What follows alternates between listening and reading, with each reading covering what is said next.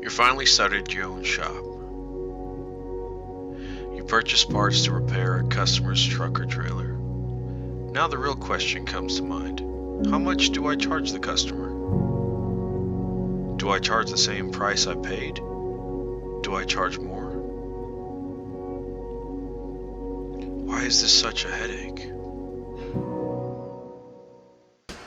When it comes to business, if you can't measure it, you can't manage it. That's one thing you need to remember. Now, in order to measure this, you're going to need something like a scale, a markup scale.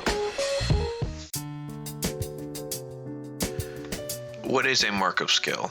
So a markup scale is a chart that can tell you how much to mark up a part within a certain range. So, for example, if you purchased a part between $10 to $25, you can mark that up 150% according to your scale.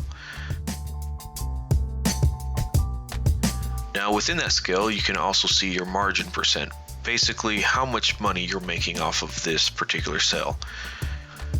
And this shows it within a percentage range. You can also break it out and make your own chart to where you can see the actual profit itself, which is what I recommend you do.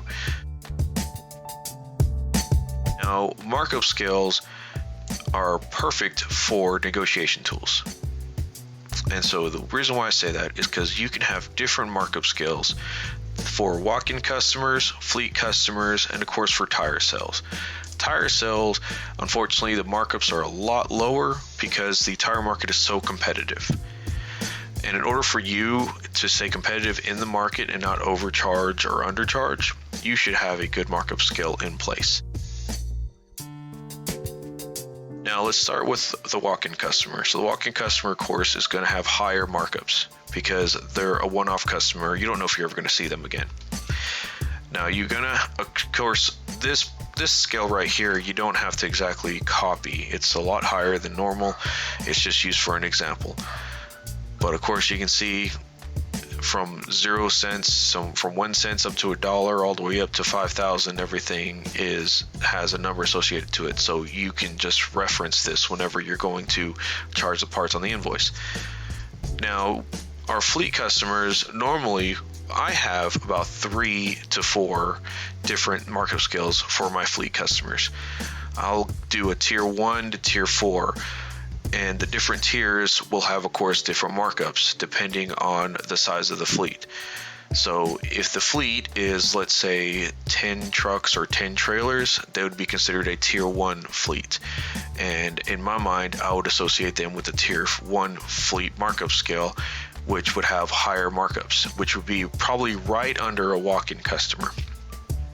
Now, if it's a tier 2, tier 3, they're going to have 20 to 50 trucks, and then tier 4s, they're going to have thousands of trailers. Tier 3 is going to have a couple hundred. But you want to have lower markups for those customers because they will feed you with volume rather than you have to make all your money on the parts because you never know if you're going to see them again. Then with the fleet customers, you know you're going to see them again. You want to keep their business.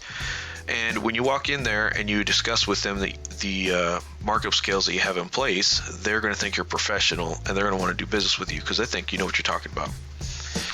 Now, with that being said, it's always good to already have your markup scales made before you start doing business.